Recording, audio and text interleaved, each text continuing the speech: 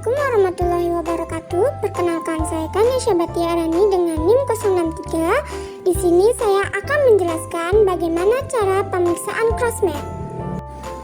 Hal pertama yang akan kita lakukan adalah pembuatan suspensi sel atau T-cell. Kita akan membuat suspensi sel 5%. Berikut adalah alat dan bahan untuk pembuatan T-cell dan suspensi sel.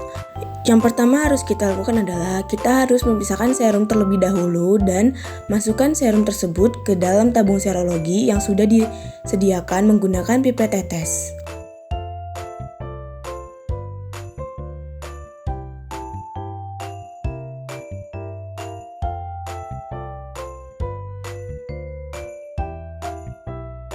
Pencucian sel darah merah. Prinsipnya adalah sel darah merah dengan menambahkan larutan salin dan pemutaran, maka antibodi di sekitar sel darah merah akan menghilang. Tujuannya menghilangkan antibodi yang ada di sekitar sel darah. Kegunaannya adalah yang pertama, persiapan pembuatan suspensi sel darah merah. Yang kedua, persiapan penentuan antigen golongan darah.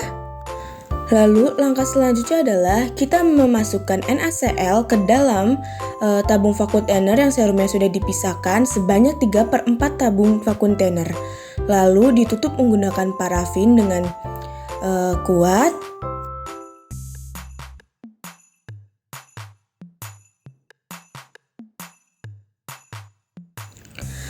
Setelah ditutup menggunakan parafin, homogenkan tabung tersebut sehingga larutan darah dengan NaCl tercampur rata seperti pada video.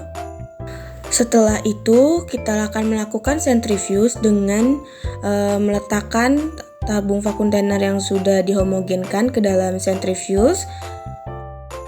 Langkah selanjutnya adalah pemeriksaan crossmatch. Alat dan bahannya adalah mikropipet, tabung serologi, reagen ABO, sentrifuge, T-cell 5% dan pipet tetes. Langkah pertama adalah lakukan crossmatch mayor dan minor dengan sangat akurat. Kedua adalah membedakan reaksi transfusi darah yang kompatibel dan inkompatibel. Menafsirkan hasil silang mayor dan minor. Keempat, pelajari pentingnya melakukan prosedur tersebut.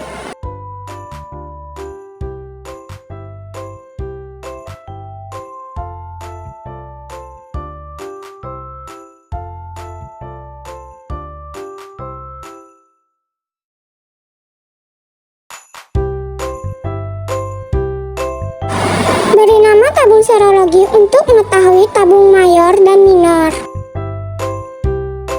Lalu kita ambil 10 mikron serum dan masukkan ke dalam masing-masing tabung serologi mayor dan minor.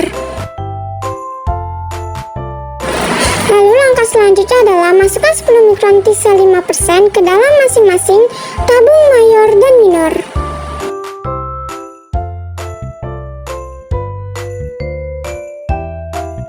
Tutup dengan parafin lalu homogenkan. Lalu sentrifuge dengan kecepatan 3000 rpm selama 1 menit.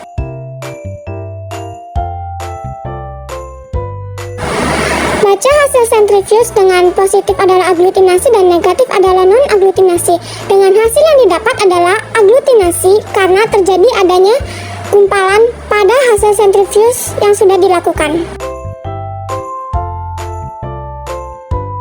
Masukkan 2 tetes bufin albumin 22% ke dalam tabung mayor dan minor, lalu dihomogenkan dan inkubasi pada suhu 37 derajat selama 15 menit.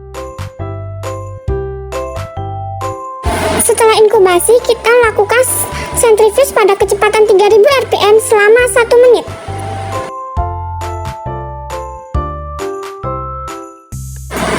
Baca hasil sentrifuge, bila tidak terjadi aglutinasi maka tidak usah melanjutkan ke fase 3. Pada video yang dihasilkan adalah terjadinya aglutinasi, maka lanjutkan ke fase 3.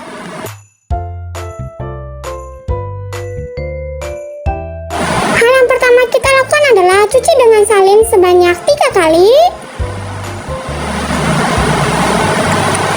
Lalu kita tutup dengan parafin dan kita homogenkan. Lalu kita sentrifuge dengan 3000 rpm selama 1 menit. Lalu buang hasil dari sentrifugenya. Kemudian setelah pencucian 3 kali, kita teteskan komtes serum ke dalam tabung mayor sebanyak 2 tetes.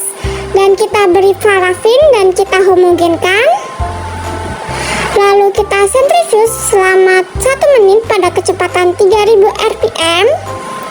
Setelah itu, kita baca hasil sentrifuge dengan interpretasi hasilnya adalah jika agglutinasi kompatibel dan non-agglutinasi berarti inkompatibel. Pada video dihasilkan adalah agglutinasi yaitu kompatibel. Terima kasih telah menonton.